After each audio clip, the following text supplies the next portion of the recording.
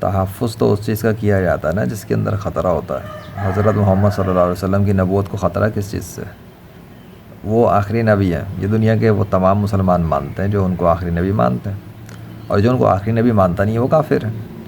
اور کسی کافر کے کچھ کہنے سے ان کی نبوت پہ کون سا خطرہ پڑ گیا جس کو ڈیفینڈ کر رہے ہو؟ انہیں تو اللہ نے آخری نبی بنایا ہے، ان کے آخری نبی ہونے پر تو اللہ نے 21ویں صدی میں اپنے معجزات ظاہر کی ہیں، نشانیاں ظاہر کی ہیں، جن کو میں بھی لے کر آیا ہوں۔ مجھے بھی اتنی نشانیاں اللہ نے دی ہیں جن سے میں نے ثابت کیا ہے کہ وہ اللہ کے آخری نبی ہیں۔ تو ڈیفینڈ کس چیز کو کرو گے؟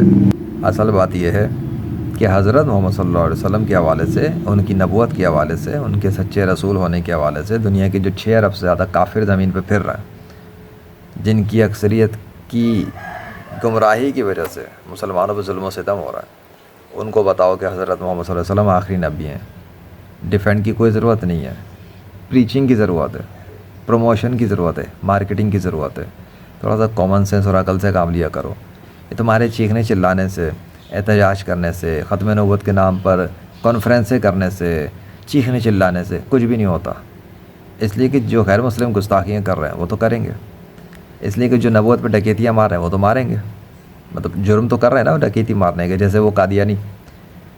تو تم لوگ حضرت محمد صلی اللہ علیہ وسلم کے آخری نبی ہونے پہ 100% پریکٹیکل ثبوت، جن کو معجزات کہتے ہیں، میریکلز کہتے ہیں، اگر تمہیں اردو نہیں آتی تو انگلش میں بول رہا ہوں، ان نشانیوں کو، نشانیاں بھی، آیات، اللہ کی نشانیاں، انہیں دنیا کے غیر مسلموں کو دکھاؤ، انہیں اپنی دنیا کے مسلمانوں کو دکھاؤ، ٹھیک ہے، تاکہ مسلمان اپنا ایمان مضبوط کر لیں۔ یہی تو ڈر ہے نا تمہیں، مسلمان اسلام نہ چھوڑ دیں۔ ابے مسلمانوں کو خطرہ ہے، اسلام کو کوئی خطرہ نہیں ہے، اللہ کے رسول صلی اللہ علیہ وسلم کو کوئی خطرہ نہیں ہے۔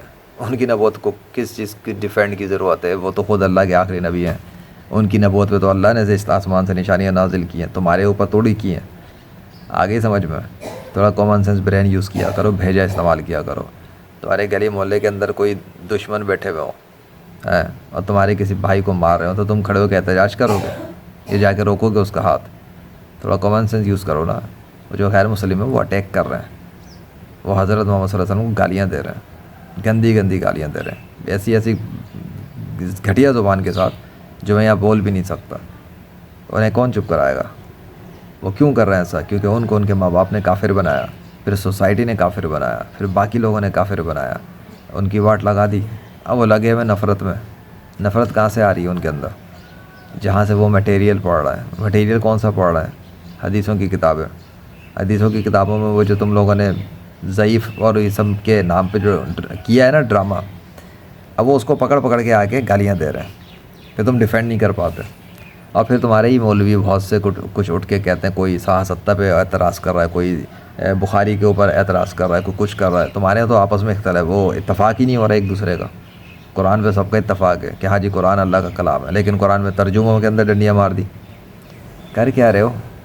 اب ختم نبوت کے حوالے سے ڈیفینڈ کی بات چھوڑو، تم پہلے اسلام کو صحیح سے پروموٹ تو کر لو، پہلے اسلام پہ صحیح سے اتفاق تو کر لو۔